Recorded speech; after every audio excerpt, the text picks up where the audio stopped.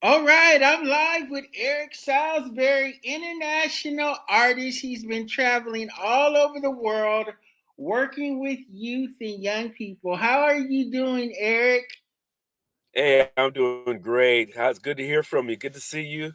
What's going on?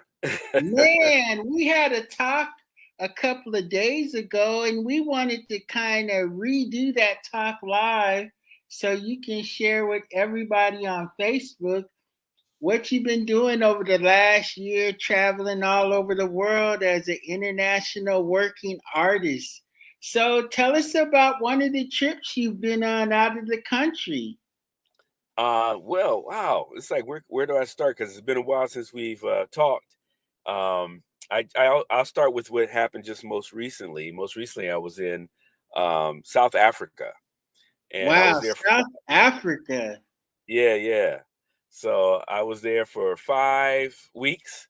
I was only supposed to be there 2 weeks, but they didn't want to let me go. So I stuck around and didn't do much as far as art. I did a lot of some photography, but mostly I did ministry when I was there. So that was a lot of fun. I was in the land called Venda, which is about a 5 hours drive north of Johannesburg, and I probably was the only American within that vicinity. So because there was no tourist, there was no tourist industry there. It's just being there amongst the people, man, and I had a good time. They treated me well. I was thinking about here in the United States, whenever I want a mango or a papaya, I gotta spend quite a bit of money. But over there, it's just growing on the trees. You just reach up and grab what you want to eat. It's all free. So I had a great time just eating. I think I lost a little bit of weight eating so well. No processed foods, a lot of porridge, um, which was kind of made from maize or corn porridge, and they eat it like three times a day. Oh, It's their, wow. yeah, it's their staple. And I thought about it. It's not that much different than us. We can eat potatoes 3 times a day. We just kind of like to switch it up. So we might have Right, hash browns in the morning, and then we might have French fries in the afternoon and baked potato in the evening. So it's all potato. right. What was it like the first week? What kind of Uh, you know, ministry work did yeah, you do over there? it was interesting getting acclimated because the weather did get quite hot, and it's that dry heat, kind of like in Southern California, Right. kind of heat. And while I was there, I was went to a camp meeting. There was a camp meeting there, and I mean, when you're going through these dirt roads trying to get there, and you finally see where they're camped out at, it looked like as if you were back in the olden days. I could imagine in my mind uh, the people seeing the children of Israel in their tents in the distance, and so it was an interesting sight to see. Um, the soil there is very rocky but red. They had that red soil, and the area where the camp wasn't a lot of greenery, but there is a lot of greenery in Vinda. So, but it was hot. It was well received, um, and I just spoke what was on my heart. The youth, they really embraced me. Sometimes I wonder when I'm looking this old. Young people, they usually don't gravitate to old people per se, but they like me. I guess I look like Moses or something. So they say, hey, Wow. yeah, and I'm known to them as Elder E. So Elder E. Elder What E. were some of the topics that you covered talking to the young people over there in South Africa? I wish I could remember exactly, but I know that it was about being for real. Just letting them know about my past and how God has put me on the path of righteousness, as we hear people talk about, and just talk about me growing up in Compton, and how I was witnessed to when I was a little boy, even though I never became part of a church or any religious body until I was an adult, and and just inspired them. One guy came to me and he says, man, I want to do what that guy did that got you to read your first and memorize your first verse, which was John 3:16. And the others just came around. They wanted to take pictures with me, and they just wanted advice and things like that. So I just openly shared, and I had a great time with them. The adults, they received me. When you go to places like that, we have an accent. Now, we always think of other people's having an accent, but we also have an accent. And I was trying to figure out, what does that mean? I have an accent, especially when I took my first trip to Durban, South Africa, some years ago. And the person described it to me this way. They said, "You sound like those people that we see on the television from America." And I thought, So when they hear our voice, when they hear us speak, they stop and they stare, they look. It's like, wow, they sound like, and then they will compare you to certain actors, um, on the screen. So I became known as some of the actors that they could identify with. Wow. What was week 2 like? The week that you're supposed to come back to the USA? What was going Yeah, on in the daytime and what was going on in the nighttime? Week 2, you're supposed to yeah, return to the yeah. USA. Well, the people, they love to sing, and they sing very well. They didn't even need a choir or special music or anything. The choir sang with a chorister, and I mean, they just harmonized, and it was just so beautiful. And the chorister, I mean, when she just opens her mouth, it's like water. I mean, it's just smooth, and she's just regular people. She could easily go on one of those talent shows and win. With the voice that she has. um, and everybody, they just sing. They love singing. So after the first week, I spoke 4 times, and then after that, they liked what they heard me say. They wanted me to stick around for the following week, and I so the second week I was there, I was actually preparing for the third week, and the Oh, third week, wow. yeah, yeah. And so I used that week to prepare, and then they pitched up a tent on a piece of land that was owned by a chief, and it was a woman there who donated the land for them to pitch the tent for us to have the meetings. And so I did another 8 sermons during the meetings, and then we had a baptism, and people were baptized.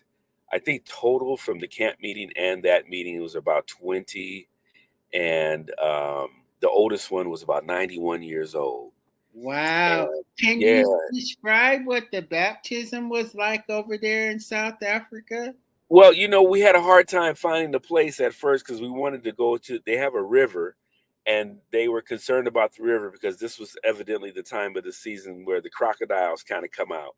And so, so we found someone who had a pool, a swimming pool, and so we went to their home, and we had baptism in the pool, and Wow. all the people came out, they sang, and it was a really good experience. Um, the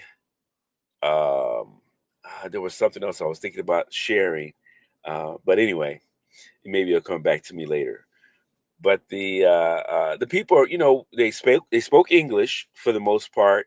I did have to have an interpreter, and I had several until we finally found one that really can vibe with me and had a similar rhythm. And that particular person wasn't always available, so Wow. so, so I had to pace myself in a certain way so that the message would go forth. And I just focused on lifting up Christ, and being real, um, not trying to teach any particular doctrines or anything of that nature. Just talking about the love of God, and how merciful and gracious He is towards us, and how He wants us all to be there with Him. You know, Wow. 20 people baptized. The oldest one was 91. Let's yeah. talk And, about and week. and and wait a minute. And wait a minute. This is what I wanted to say, is that there was no budget.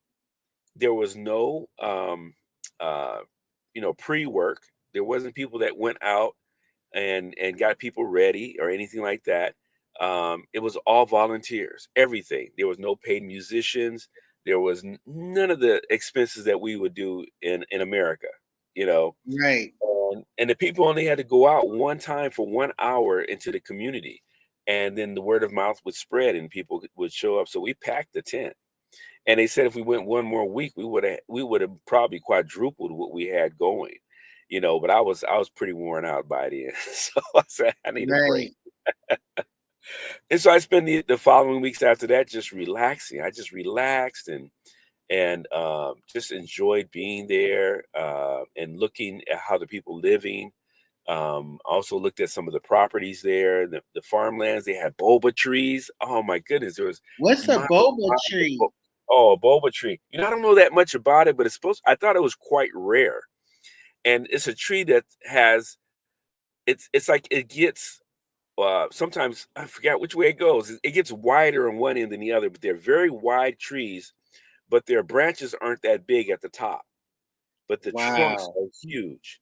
And so I took some pictures of them, and they have a fruit that is very, very valuable, especially to us in America. People want to get a hold of that fruit, and I think the fruit is only bears a certain amount of times a year. So I wish I had knew more information on it, but it's amazing to see it because I've always heard about it too, not in detail, but it has a lot of medicinal qualities in its fruit, and I'm sure the leaves probably the same as in most trees and plants. Um, and I'm telling you, man, all the um, papaya and mango and bananas and pineapple and apples and macadamia nuts. I mean, they had just plentiful, and I mean, you just reach up and grab it. You didn't have to have any money. You know, you didn't spend $1.50 for it like we do here for just a mango. You know, I mean, you could get a whole box full for nothing, and the food was really good. I had it, you know, it was just wonderful, just relaxing. I lost a little weight, I think, because I'm not eating anything processed. You know, I'm not eating all that stuff from cans and boxes and packages. You know, they spend 3 and 4 hours in the kitchen preparing meals. So, and then of course I introduced them to some of our meals. You know what we do, and they love the cornbread. Wow, the cornbread. I had some cornbread today. Amazing you mentioned cornbread. So, Yeah. can you tell us about any one-on-one reaction or interaction with Well, youth or small groups just talking to the young people? What was that like? yeah, you know, one of the things that I really like to share with them a lot of times when they come to me and they have a lot of questions about, you know, just their lives and what they're going through, their career choices, their love life. The guy's liking the girl like the guy. You know, those different type of things going on, and so I try to share with them how important it is to understand that we as adults have did a disservice to them. I like them to know that because I believe we have. And what I mean by that is that for thousands of years, and you can, you know, check the history on it, um, young people, there was no, first of all, there was no such thing as a teenager. Let's put it that way. You What? were, yeah, there was no such thing as teenagers. You went from childhood to adulthood. And I usually start off the conversation by asking them a question. And I says, "How old do you think Mary was? The Mary, the mother of Jesus, was when she gave birth to Christ?" And of course, most young people and older people are going to base it on our standards, our current standards of who is an adult and who isn't. But the scholars have and doing their research, and I've done some research on my own about that time of during that time of Rome and so forth. And the average age for a woman to get married was between 12 and 14, believe it or not. Wow, 12 and And 14. 14, yeah. And a young man, he became when you go through puberty, that was actually a sign that was a sign from God to say that, hey, you're going from childhood to reproductive, uh, you know, maturity. And so you have to start now being geared towards being an adult, being a responsible adult, and that would include being a husband, a wife, a mother, a father, And so young men at the age of 12 began their apprenticeship. They weren't still in school, they weren't still playing games, they weren't somewhere in limbo between being an adult and being a child. They knew that when puberty came, they were now going to enter into a whole new phase of life. And for the young man, the older men, they would mentor him. They would come around him and give him a skill, based upon what his gifting was. And he would learn that skill. And so by the time he was 16, he was a journeyman. He had already had 4 years at least of skilled work and earning an income. And the women would gather around her and help her to fulfill the role in that particular community, being a mother or a wife. And so they didn't have the same issues that we have with infidelities or um, pregnancies, unwed pregnancies, and promiscuous lifestyle, because when you were young, you were already promised to someone. You knew that in 2 years, 3 years, 4 years from now, I'm going to be married to that particular person who was developing their skills. They're getting ready, and so you had someone in mind. You weren't out there fishing, on your own. You had your parents um, supporting you in that, and you look to your parents. There was a certain level of respect that was between that child becoming an adult and the parents. But today, there is no respect. The parents don't respect the kids because we really treat them like they're still children when their bodies are telling them that they're becoming adults. And so we don't allow the mind of our youth to develop into adults. We don't allow it. We want them to remain dwarfed in their thinking, in their experience, in their understanding. We don't want to be there for them as they are developing and growing. We want to hide them. We want to give them other things to do, keep them busy. And then eventually we find out that that's not working. So now we have to find ways of protecting them or teaching them how to be responsible youth when it comes to sex and things of that nature. And we have created this generation gap was created by the whole thing, the whole notion of teenager, you know. Oh wow. Now you said so Jesus was learning how to be a carpenter at like 12 and 13. That's when he would go into his field. Yeah, that's when he would start learning, because they would have the bar mitzvah, and bar mitzvah was that change, that stage where you're making that change, you're making that shift.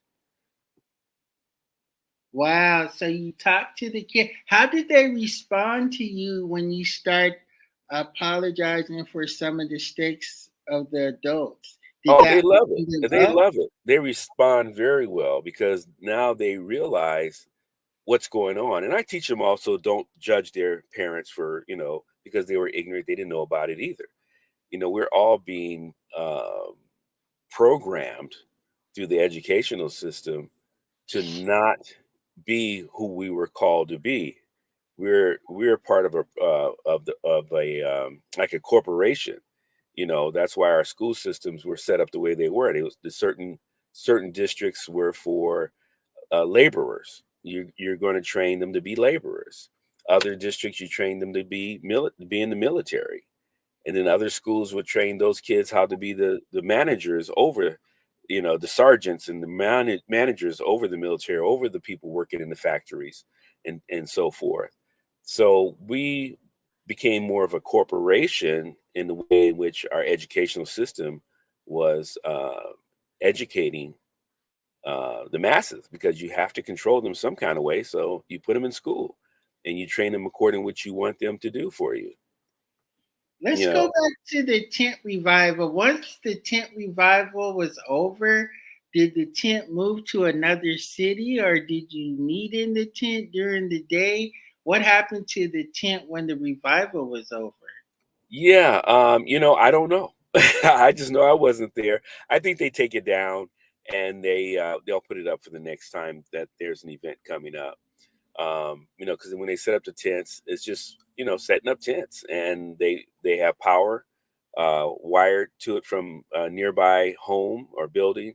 In this case, it was the chief's home, and they had they didn't have a lot of music. They had keyboards, Oh electric wow. keyboard and speakers, and so that was the instruments that they used, and the rest was vocals, people singing, and it was wonderful. What was Yeah. it like talking to the adults after the tent meeting was over? Well, everybody was very, very cordial and friendly, and I actually got a visit from one of the elders there who had he was in his, I believe he was in his 80s, and he had been a pastor for a very long time, and he came to let me know that I started something, and there was a great buzz going around in the community. And he said, not only did you come and speak words that brought freedom and creativity, he said, you also backed up what you said with action. And what he meant by that is that they have a church that they've been trying to finish and is half done. And so when I went to speak there, I spoke concerning that issue that, this church, you guys need to get together and finish this church off. You got all these bricks out here and no one to put them together and finish the walls. The ceilings were already up. And none of the windows, they were just having church basically outside. And I just said, hey, you need to do it. You need to get started. People got to start putting aside some funds, whatever little bit you have, make a commitment and do that. And it says, I'm going to make a commitment. And so I told him what my commitment was. I didn't realize what I was committing to was a lot for them. To me, it wasn't that much, but for them, it was a lot of money. so, so they were very encouraged by that. That I didn't just come in and talk about doing something. I actually, you know, uh, put forth the effort to do it myself too. And since then, I got another brother that I knew I was sharing it with him. He said he wants to help and contribute. So I don't know. Maybe someone out there might say, "Hey, I would like to help finish that church." Um, and Wow. So, hey, contact BK or myself, and I will give you the information so you can send it directly, because it's not for us to receive anything from it. It's for the money to go straight to the church and get it done. Oh man, that's Yeah, exciting. So, yeah. so So what he came. was Well, go ahead. I was gonna say he came by. We were up till past midnight, and the people who were hosting me, they had to pretty much end our conversation because we had been at it for at least 4 hours or more, and it was great talking with each other and learning about the community, learning about the area, learning even some of the politics of what's going on around there and so forth. But the thing about it, for him to come and visit with me and speak with me, it meant a lot. And I heard from other elders there and ministers there that meant for him to visit me was a tremendous honor. Oh man, that was great. So when you came back from South Africa, how did you deprocess, decompact, and get ready for your next trip? Well, I just got back like about 4 days ago, so right now I'm adjusting as far as jet lag, and Right. because yesterday I went to bed early. I went to bed about 7, woke up at midnight, and didn't go to bed till the next day at midnight. So Wow. you know, and I had a full day yesterday. Had fun going out, seeing my home church. I haven't been there in quite some time, and going out, and we were with a couple of ladies from the church, and went out and gave out lunches to the homeless in Seattle. So that was a Wow. great experience, especially when you see the response of the people in their faces when they receive something that was unexpected. So where are you thinking about going next, or what's next on your agenda for Wow. international artwork or ministry coming? Yeah, well, as far as the art, I'm on exhibit. I am one of the guest artists, as well as two other guest artists on an exhibit that I'm actually curating at the Northwest African American Museum. Oh, And wow. yeah, yeah, Tell yeah. us So about that. Tell us about having your artwork in the Northwest African American Museum. This is like a super honor. Yeah, yeah, it is. It was, and it wasn't actually supposed to be that way. Originally, it was just one artist, and because there was a lot of space in the gallery, and the artist didn't have enough work to fill the space, so I and two other artists got an opportunity to put some artwork in this particular exhibit. It's called Positive Frequencies, and so it's up now, and we're having the reception on the 7th of December. So you want to come out and support the artists. You get a chance to hear what the artists have to say about their work and get to meet the artists. And then we're also going to arrange it so that you can get some kind of souvenir from the artists. There'll be some small prints, some things of that nature. So yeah, it's going to be great. You got to come on out. We have live musicians, refreshments, and it will I think it's going to be about 4 o'clock. I'm not sure exactly what the time is Oh, before. what day and time will it be? Yeah, that's December 7th. So December that's 7th. yeah, it's on a Thursday, first Thursday of the month.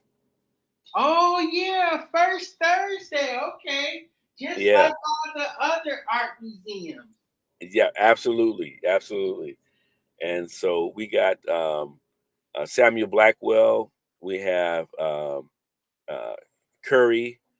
For some reason, I'm not remembering his uh, his last name, and then we have Corey Bennett, and he's from Bainbridge Island. He's the main artist for this exhibit, and it was his idea uh, entitled of positive frequencies, and so it's about everything in the gallery right now in the museum is really towards that positive frequencies. Everything is positive.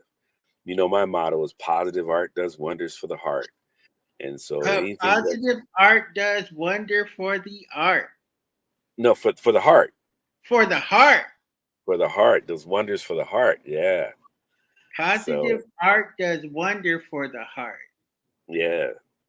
Wow, man, that is such an incredible experience. So, will people be able to meet you, talk to you, take pictures with you on Thursday, December 7th? Yeah, all the above. That's right. Yep, come on Wow. out.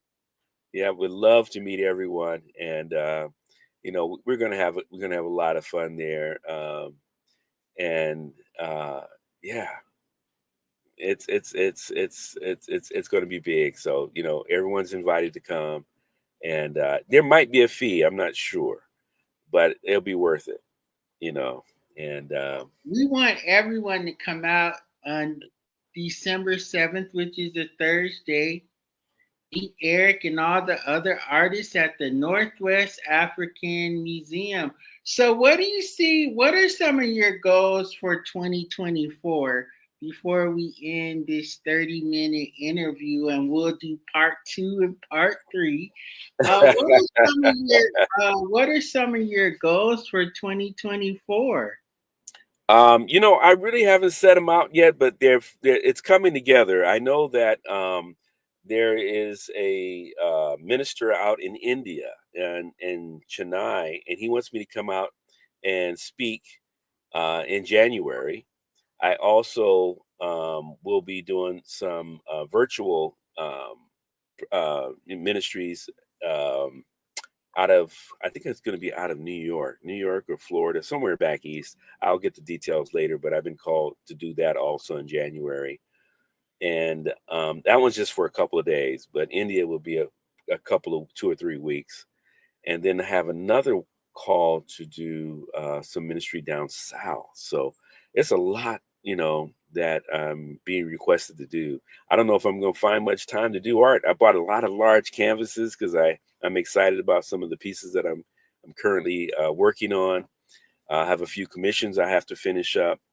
And so it's my years always unfold. I usually don't plan too much. I just let it happen and watch it unfold, and be willing and ready to to get involved. Man, So that is so exciting. So you're gonna go to India first, or you don't know yet? I you know I don't know yet. It's up to me pretty much. The door's open. I'm gonna weigh out because I have three different things going on in January, and I know I could probably do two of them, um, if I don't do at least one. And we'll see. And then also next year I'll be returning back to Africa. I want to see the finishing of the church.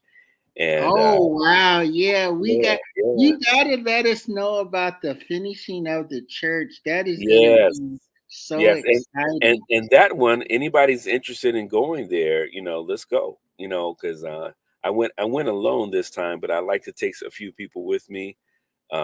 So if you have a heart for ministry, and you have a ministry and you want to come and reach out to the people, and just be a blessing to them, they will definitely bless you. And yeah, just contact one of us, and we'll make it happen. They want me in Tanzania, and I told Oh my wow, yeah, that's so exciting.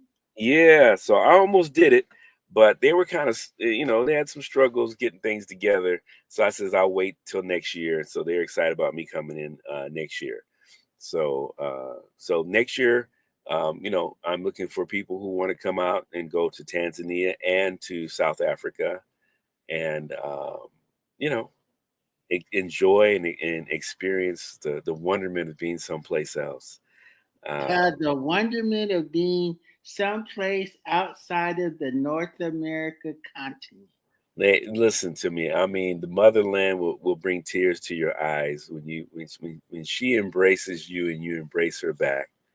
You feel like you don't want to go back to America. Wow, that is so amazing.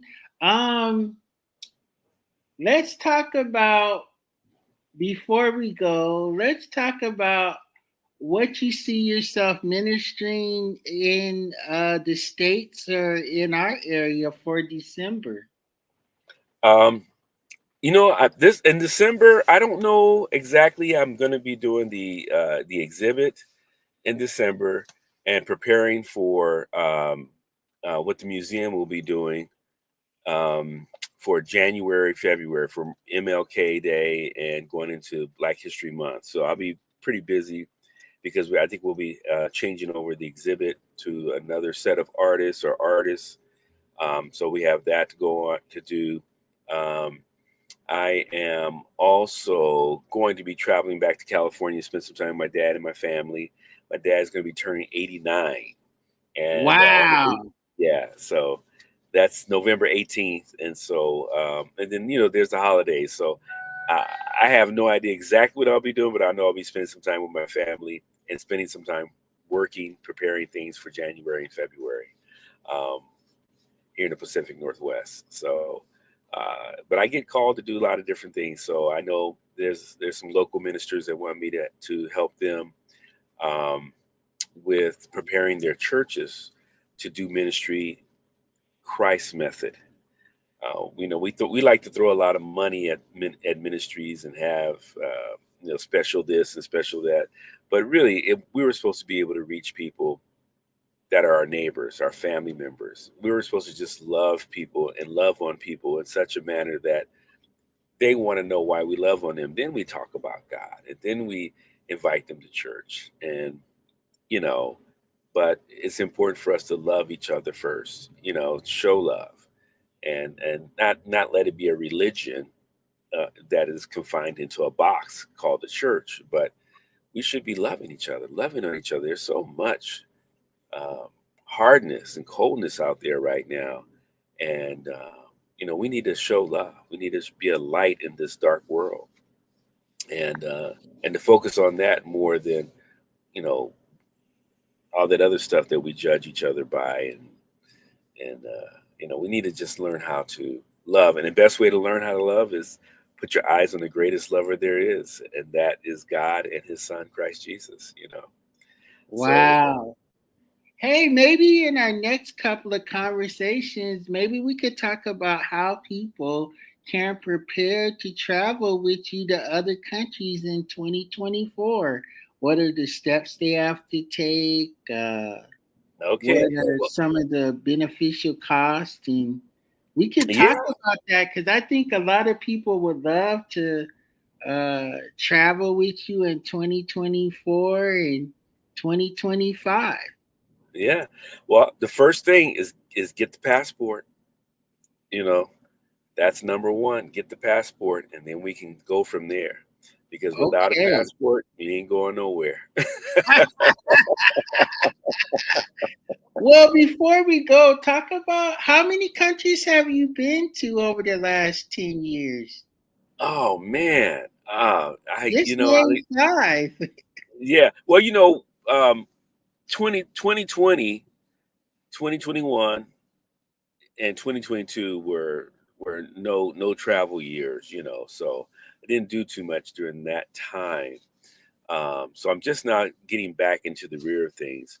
But I've been to, South America, Brazil, a few trips there, a few trips to Haiti, to some of the other Caribbean islands, China, Malaysia, India, Europe, Spain. Um, what's that place where Prague is? What is that area called? Um, I don't think it's not Russia. I don't think. But anyway, wherever that is. Wow. um, So yeah, you and are so a world traveler. yeah. I've been fortunate to travel the world and go places where uh, people don't get to see Americans too. I don't just go to popular places where all the tourists go. Um, I go where a lot of Americans don't go. Wow. And when they see me, they don't know what to think. They're like, who is he? What are you? Oh, wow. Yeah, and so and I do prefer usually to be in lands of black and brown people, um, and because those are the cultures that I don't really get a chance to learn more about here in America. Because what we have here in America is a different kind of blackness, you know, Right. experience, but over there it's totally different. Um, and it's beautiful. People need to travel. They need to get out at least once, and I guarantee once you get bit, you'll go out again. Um, Right. you know, I mean, it's just beautiful there. I mean, and it's the cost of living is very doable, especially if you are retired and you want your money to go longer and you don't mind leaving the country, so to speak. Because you can get a mini mansion for $150,000, and you can build it and design it your own way. You know, Wow. um, so yeah, yeah, it's great to travel. Um, Man, I can't. Like I said, there's a lot of places that I've been. There's a lot of places I haven't been. And part of it is because I like to repeat the same places over and over again. Because once I meet people and I get to know them, I want to see them again. And I build Wow. relationships that way. Before we go, how did all this develop and start as a part of your spiritual lifestyle to go to other countries and minister? People want to know what happened to you to make you want to go to other countries, put your feet on the ground, put your hands on people's shoulders, and look into eyes that you have never seen before. You know, I almost can't say I know why, because you're talking to a a straight out of Compton kid who grew up in a place where nobody even ventured out of the, the neighborhood, or didn't go far from the neighborhood, and my parents never traveled. But I did have some grandparents on my father's side. I found out that they did quite a bit of traveling, so I think it was kind of passed on after it skipped a generation. And but no one else in my family. A lot of black people just don't travel the world. And it's a sacrifice to do it. I get it. But it's worth it. It's worth it. And for me, it pretty much all started when I went through a divorce. I went through a very painful divorce. Didn't know what I was going to do with my life because my whole life was centered around family. And hold on, I'm in my car, kept the heater on, and now it's beeping. So anyway, um, during that time of just grieving, going through a divorce, and I was like, what am I going to do with my life? I'm trying to figure out what am I going to do. And I was in a flight, and on that flight, it's like a voice came to me and says, "Hey, what would you do if you had so many days to live?" And it started off with hours, 5 hours, 5 days, 5 weeks, 5 months. And I started saying I wanted to travel, you know. And so shortly after making the decision that I would love to travel, it's like God just opened up the doors. And my first trip was, I believe, was Paris. And so I got to go to the Louvre. I was only there for about 3 days. I had a great time just seeing the wonderment of what it was like to be in Europe. And then my second trip was Durban, South Africa. And then from there, I just start traveling. Every time I would hear that there was something going on, people were going somewhere, I said, "Hey, tell me more about it." And I was never afraid to travel alone. Um, I prayed, I'd be prayed up about it, talk to God about it, and if I felt at peace, then I would just go. I wouldn't worry about anything else. Wow. This has been an incredible 42 minutes with the international traveling artist that does ministry, Eric Salsbury. You can meet Eric on Thursday, December 7th at the Northwest African American Museum. You're going to be live in person, Eric? I'll be there live. Come and see me. All right. So on Thursday, December 7th, we're going to the Northwest African American Museum. I'll be there, take pictures, and we'll all get to meet Eric together. Eric will be looking forward to our next interview whenever you're available. Okay, and I'm looking forward to meeting the folks that come out. I really want to meet you all. All right, this is BK International Talent Scout interviewing international artist Eric Salisbury, who also does ministry all over the world. We'll see him on Thursday, December 7th at the Northwest African American Museum, but we are hoping to interview him one more time before that event happens. Thank you, Eric, for your time, and we'll see y'all next week. All right. God bless you.